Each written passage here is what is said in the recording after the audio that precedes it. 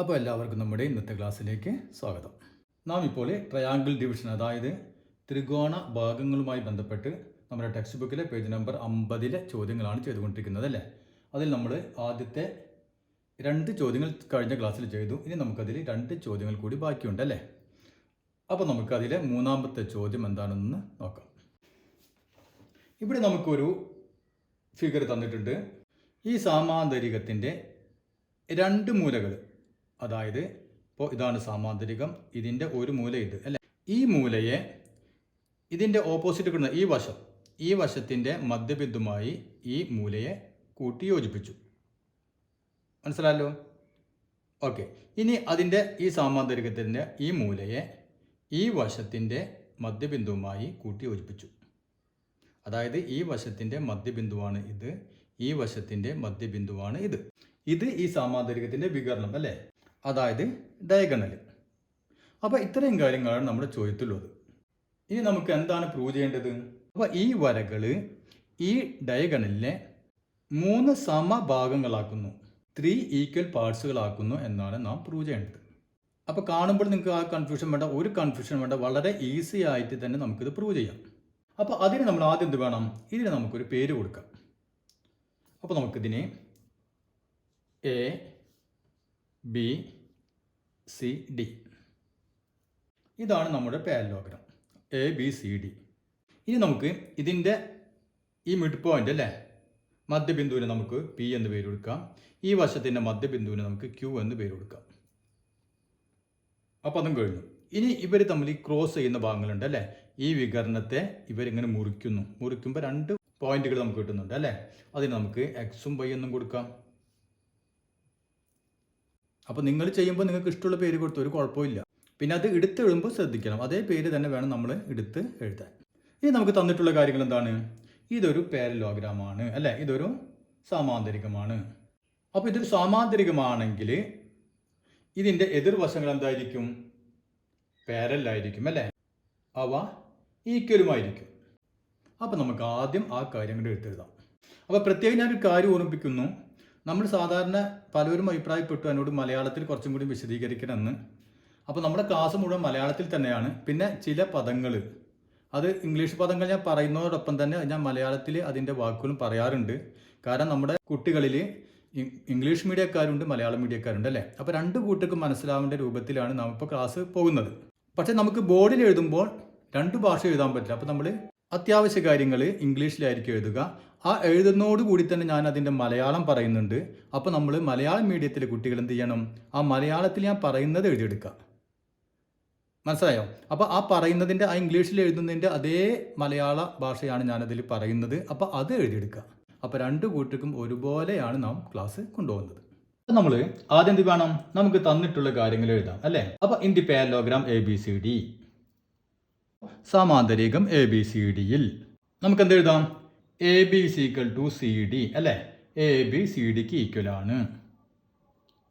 A B C equal to C D. മാത്രവുമല്ല എന്തായിരിക്കുക?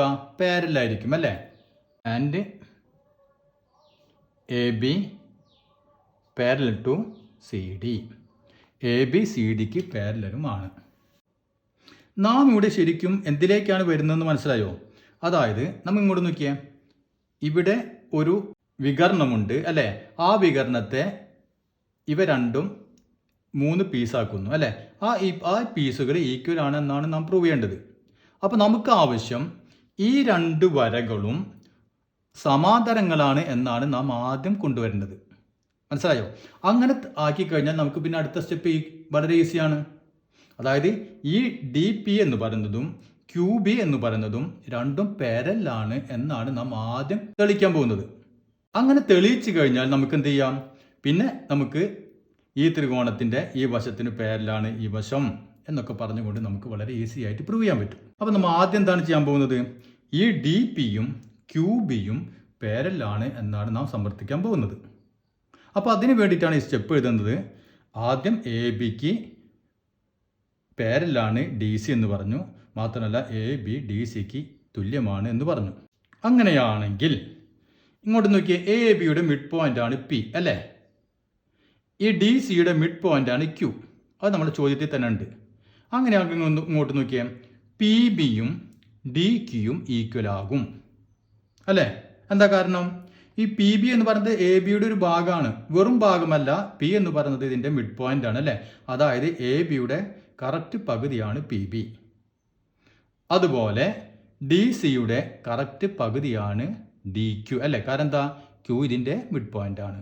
അപ്പോൾ നമുക്ക് ആവശ്യം എന്താണ്? നമുക്ക് ഈ രണ്ട് വരകളിലേക്കാണ് നാം കാര്യങ്ങൾ കൊണ്ടുവരുന്നത്. മനസ്സിലാവുണ്ടല്ലോ? അപ്പോൾ നമ്മൾ ഇത് എഴുതി കഴിഞ്ഞു. അതിനുശേഷം നമുക്ക് എന്ത് എഴുതാം? നമുക്ക് ആവശ്യം ഇതാണ് പി ബി അല്ലേ? അപ്പോൾ P B therefore P B equal to D Q. അപ്പോൾ ഇവിടെ നമ്മൾ പി ബിയും ഡി ക്യൂയും ഈക്വൽ ആണെന്ന് പറഞ്ഞു. അപ്പോൾ അതിന് കാരണം എന്താണ്? എ ബിയുടെ മിഡ് പോയിന്റ് ആണ് പി അല്ലേ? ഡി സിയുടെ മിഡ് പോയിന്റ് ആണ് ക്യൂ. അങ്ങനെയാണെങ്കിൽ പി ബിയും ഡി ക്യൂയും ഈക്വൽ ആയിരിക്കും. മാത്രമല്ല അവരെന്തായിരിക്കും? പാരലലായിരിക്കും അല്ലെ? സമാന്തരങ്ങളായിരിക്കും. കാരണം എന്താണ്? ഡി സിയും എ ബിയും സമാന്തരങ്ങളാണ് അല്ലേ? അപ്പോൾ നമുക്കിവിടെ എഴുതാം P B equal to D Q. അതിന് റീസൺ എഴുതാം. എന്തെഴുതാം? P is the mid point of A B. P is the mid point of A B. അപ്പോൾ മലയാളത്തിൽ എഴുതുകൊണ്ടുവരെ എന്ത് എഴുതണം? പി എ ബിയുടെ മധ്യബിന്ദുവാണ്. അപ്പോൾ നമുക്ക് ഇവിടെ ഒരു കാര്യം കൂടി എഴുതാം. P B equal to D Q. P B D ക്യുവിന് ഈക്വൽ ആണ്. മാത്രമല്ല അവരുടെ പാരലാണ് കൂടി എഴുതണം അല്ലേ? ആൻഡ് അപ്പോൾ ഇതും കൂടി എഴുതാം. And P B parallel to D Q. അതും കൂടി എഴുതാം. പി ബി ഡി ക്യുവിന് പാരലും കൂടിയാണ്. അതിന് കാരണം എന്താണ്? P is the mid point of A B.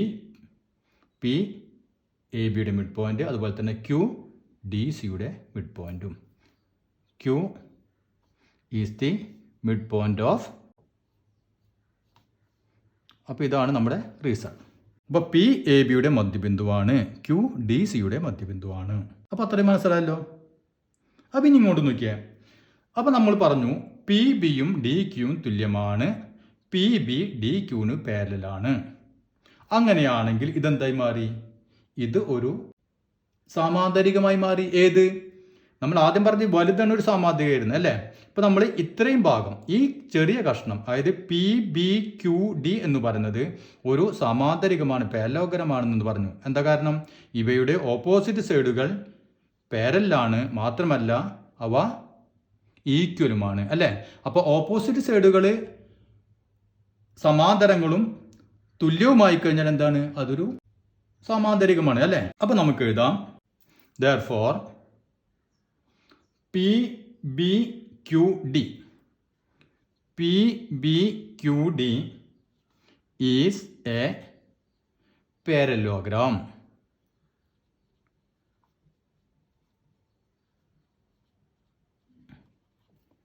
അതായത് പി ബി ക്യു ഡി ഒരു സമാന്തരികമാണ്.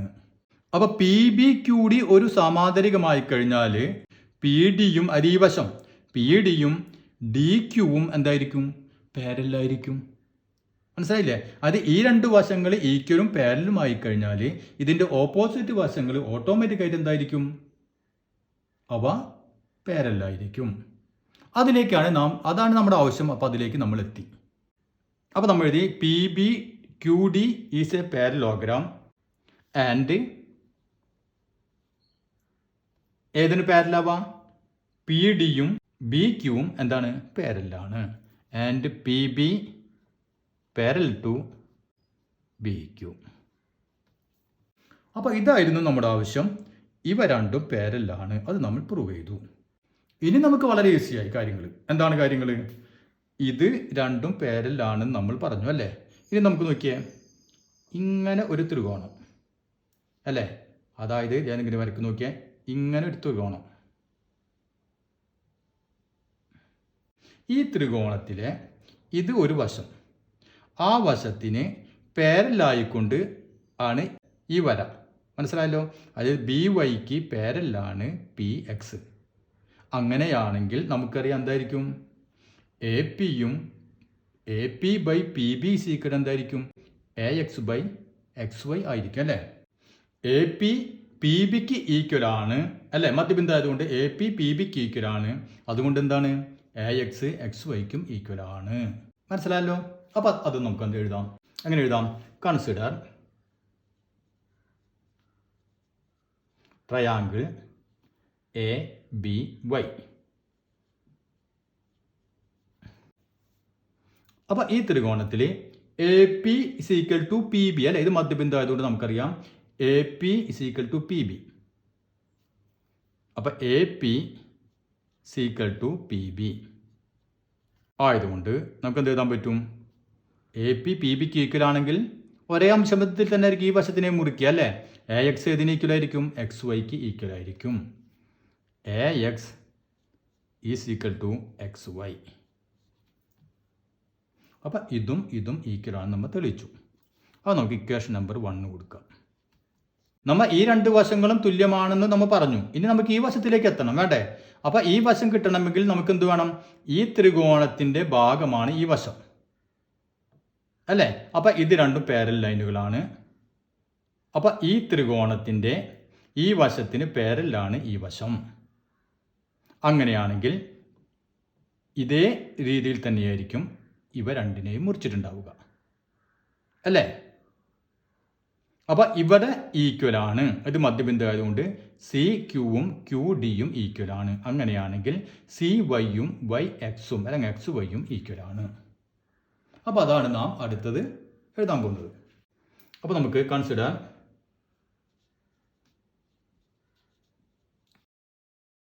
സി ഡി എക്സ്, ഈ ട്രയാങ്കിൾ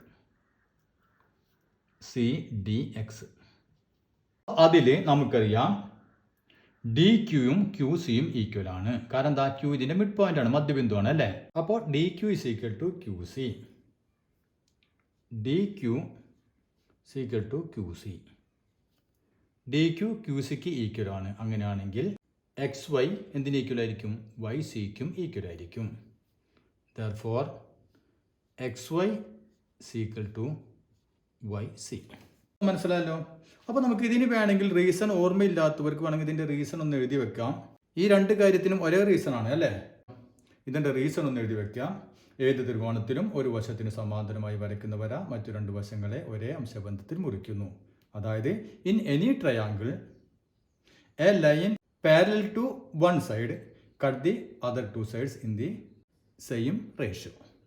അപ്പോൾ നമുക്ക് ഇവിടെ കിട്ടി X Y is equal to Y C എന്ന് കിട്ടി. ഇത് നമ്മുടെ ഇക്വേഷൻ നമ്പർ 2. ഇനി നമ്മൾ നമുക്ക് കിട്ടിയ രണ്ട് ഇക്വേഷൻ നോക്കിയാൽ, ഒന്ന് A X is equal to X വൈക്ക് ഈക്വൽ ആണെന്ന് നമ്മൾ പറഞ്ഞു. പിന്നെ നമ്മൾ പറയുന്നു എക്സ് വൈ എന്ന് പറയുന്നത് വൈ സിക്ക് ഈക്വൽ ആണെന്ന് പറയുന്നു അല്ലേ. അപ്പോൾ നമുക്ക് എന്തെന്ന് എഴുതാം? From equation 1 and 2 A X is equal to X Y, X Y എന്തിന് ഈക്വൽ ആണ്? വൈ സിക്ക് ഈക്വൽ ആണ്.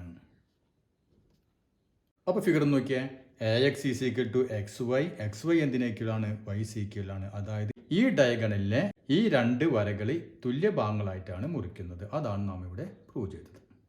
ഇനി നമുക്ക് അതിലെ അടുത്ത ചോദ്യം നോക്കാം. അപ്പോൾ ഇതാണ് നമ്മുടെ അടുത്ത ചോദ്യം. ഇവിടെ നമുക്ക് ഒരു ത്രികോണം തന്നിട്ടുണ്ട് അല്ലേ. ത്രികോണം എ ബി സി. അതിലെ കാര്യങ്ങളൊക്കെ നമ്മുടെ ചോദ്യത്തിൽ തന്നെ ഉണ്ട്. എന്താണ് പറഞ്ഞിട്ടുള്ളത്? ഇതിൽ ബി സി എന്ന ഈ വശം, ബി സി എന്ന വശത്തിൽ പി എന്ന ഒരു പോയിന്റ്, ഈ പോയിന്റിൽ നിന്ന് എ സി എന്ന വശത്തിന് സമാന്തരമായിക്കൊണ്ട് ഒരു വര ക്യൂവിലേക്ക് മുട്ടുന്നു. അപ്പം അതായത് എ സിയും ഈ പി ക്യൂവും എന്താണ്? സമാന്തരമാണ് അല്ലേ, പാരലാണ് എന്നാണ് ചോദ്യത്തിൽ പറഞ്ഞിട്ടുള്ളത്. ഇനിയോ ഈ ക്യൂവിൽ നിന്ന് അടുത്ത ഒരു ലൈൻ എങ്ങോട്ട് വരുന്നുണ്ട്? ഈ ബി സിയിലേക്ക് വരുന്നുണ്ട്. അത് എന്തിന് പാരലാണെന്ന് പറഞ്ഞിട്ടുണ്ട്? അത് എ പിക്ക് പാരലാണ് ഈ ക്യു ആർ. ഇനി നമ്മളോട് എന്താണ് പറഞ്ഞിട്ടുള്ളത്? പ്രൂവ് തെളിയിക്കണം. എങ്ങനെ?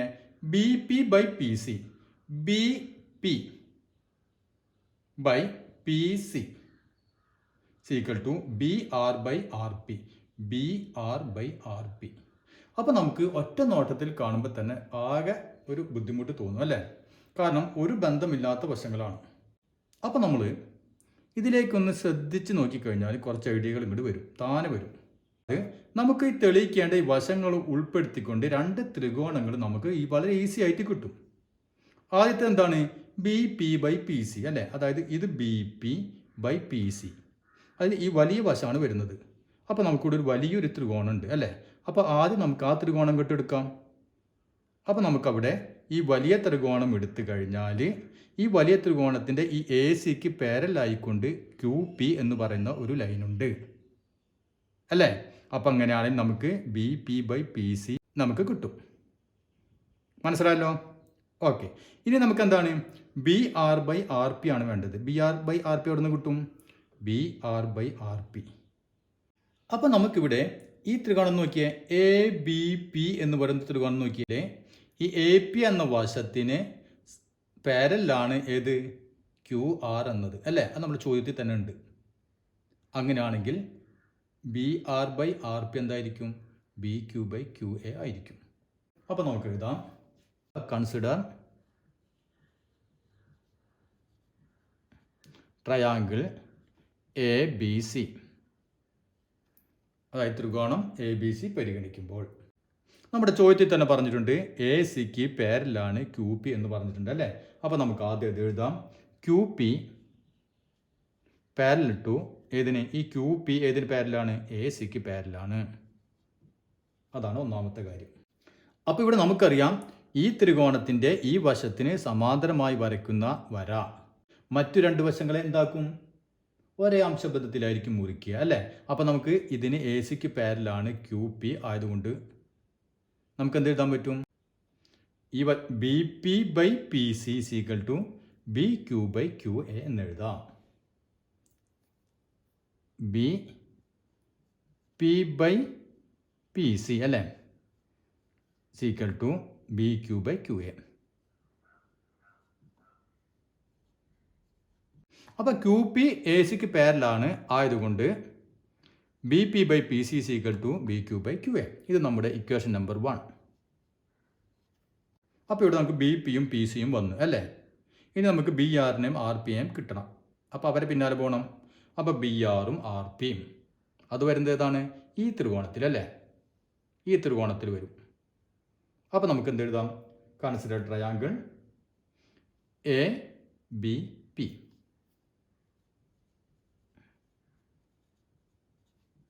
Triangle A B P.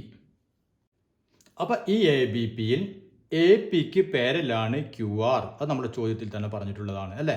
അപ്പോൾ നമുക്ക് എഴുതാം ക്യു ആർ പാരലൽ ടു ഏതിന്? A P. അങ്ങനെയാണെങ്കിൽ ഇവ പാരലാണെങ്കിൽ B Q by Q A എന്തിന് ഈക്വൽ ആയിരിക്കും? ബി ആർ ബൈ ആർ പിക്ക് ഈക്വൽ ആയിരിക്കും. B Q by Q A equal to B Q by Q A equal to B R by R P. അത് നമ്മുടെ equation number 2. ഇനി നമുക്ക് കിട്ടിയ രണ്ട് ഇക്വേഷനിൽ നോക്കിയാൽ B P by P C B Q by Q എക്ക് ഈക്വൽ ആണെന്ന് പറഞ്ഞു. ഇനി ഈ B Q by Q A എന്തിന് ഈക്വൽ ആണെന്ന് പറഞ്ഞു? ബി ആർ ബൈ ആർ പിക്ക് ഈക്വൽ ആണെന്ന് പറഞ്ഞു. അങ്ങനെയാണെങ്കിൽ ഇത് ഏതിന് ഈക്വൽ ആയിരിക്കും? ഇതിന് ഈക്വൽ ആയിരിക്കും അല്ലേ, നാം മുമ്പ് ചെയ്ത പോലെ തന്നെ. അപ്പോൾ നമുക്ക് എഴുതാം from equation 1 and 2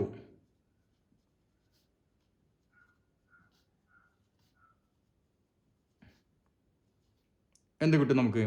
B P by P C B Q by Q എക്ക് ഈക്വലാണ് അല്ലേ. ആ ബി ക്യു ബൈ ക്യു എന്തിന് ഈക്വലാണ്? ബി ആർ ബൈ ആർ പിക്ക് ഈക്വലാണ്. അങ്ങനെയാണെങ്കിൽ ഇത് രണ്ട് ഈക്വൽ ആയിരിക്കും. അപ്പോൾ B P by P C equal to B R by R P.